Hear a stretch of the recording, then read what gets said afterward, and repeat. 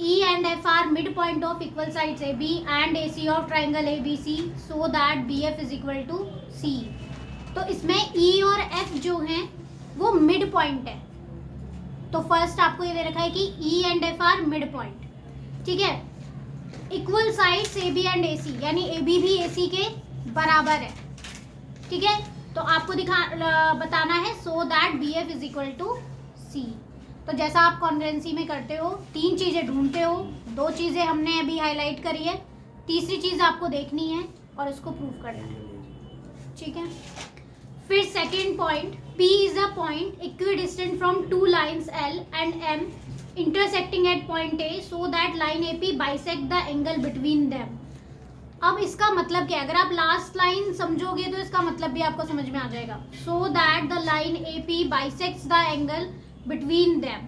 तो AP जो line है, आपको ये शो करना है कि जो AP लाइन है वो उनके बीच वाला जो एंगल है उसको बाइसेक्ट कर रही है. बाइसेक्ट का मतलब क्या होता है? क्या होता है? डिवाइड. हाँ, 2 इक्वल पार्ट में डिवाइड करना. Correct answer. ठीक है. तो यानी कि आपको इसमें प्रूफ करना है कि एंगल BAP एंगल PAC के बराबर होगा. ओके.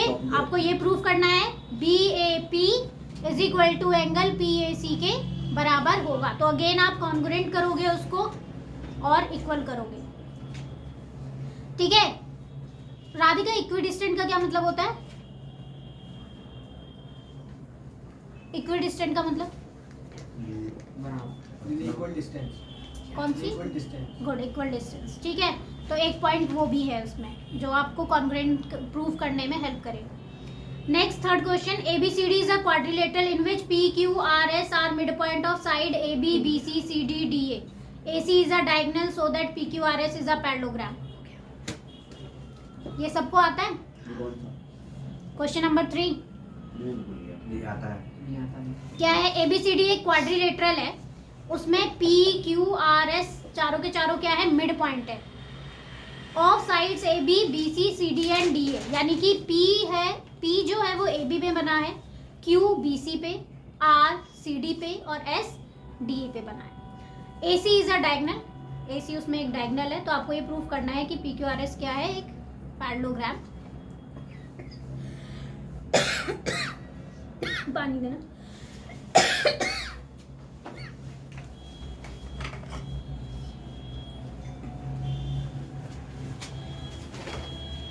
ये क्या मैचिंग हो रहा है?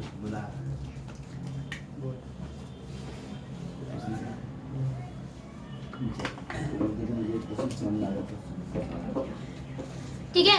फोर्थ वाला क्वेश्चन तो आपको दिख ही रहा है. फोर्थ वाला क्वेश्चन आप सबको दिख रहा होगा. आपको एंगल ADC निकालना है. सबको पता होना चाहिए कि फॉर्मूला क्या है इसका और कैसे निकलेगा. फिफ्थ वाला, the height of cone is 15 centimetre. यहाँ पर हाइट आपको 15 सेंटीमीटर दी है, वॉल्यूम दिया हुआ है और रेडियस निकालना है. तो वॉल्यूम का फॉर्मूला सोचिए और उससे आंसर निकालिए.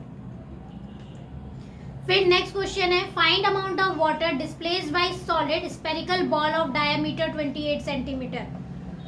आपको बताना है कि एक बॉल जिसका डायमीटर 28 सेंटीमीटर है वो कितना अमाउंट ऑफ वाटर डिस्प्लेस करेगी.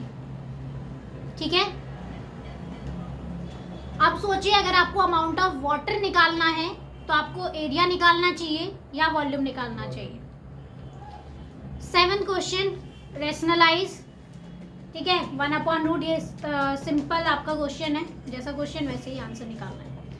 फैक्टराइज, ये आपको कौन से मेथड से निकालना है? जिसको आप स्प्लिटिंग मेथड भी कहते हो, यानी बीच के फैक्टर निकालने हैं आपको. उसके बाद उसको बीच वाले नंबर के बराबर बनाना है और फैक्टर करने हैं उसके. नेक्स्ट है ड्रॉ द कोऑर्डिनेट्स. ये थर्ड चैप्टर में आपने कोऑर्डिनेट सारे बनाए हुए हैं. X axis, y axis, x dash axis, y dash access.